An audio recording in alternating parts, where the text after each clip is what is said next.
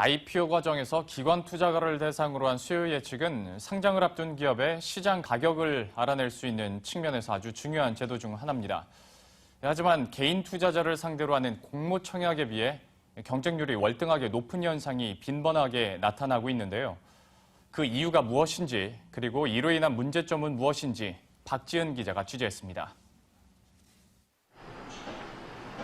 지난 3일 마감된 삼성 바이오로직스의 공모주 청약 경쟁률은 45.34대 1.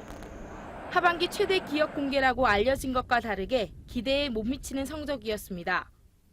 특히 앞서 실시된 기관 수요 예측에서 295대 1을 기록한 것과 대조적인 결과입니다. 수요 예측과 실제 청약 경쟁률이 차이를 보이는 사례는 삼성 바이오로직스뿐만이 아닙니다. 지난 8월에 상장된 형성그룹의 경우 기관 수요 예측에서 93대 1의 경쟁률을 기록했지만 공모주 청약 결과 미달 사태가 벌어지기도 했습니다.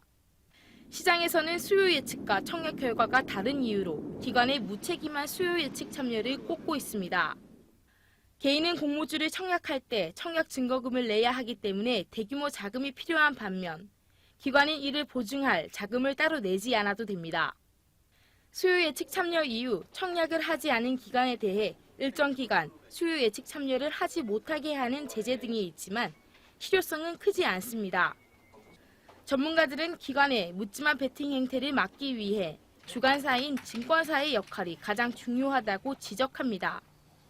주관사가 수요 예측에 참여하는 기관을 관리하고 이에 따른 IPO 성패 결과를 책임지는 방식으로 주관사의 역할이 대폭 강화되어야 한다는 겁니다.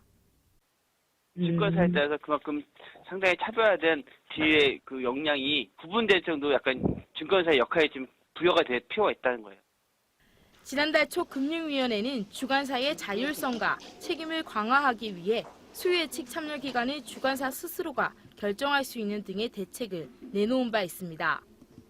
하지만 IPO를 주관하는 증권사 스스로가 게이트키퍼로서의 책임 있는 역할에 나서지 않는 한 공모가 버블 논란, 이로 인한 IPO 시장의 신뢰 하락은 불가피해 보입니다.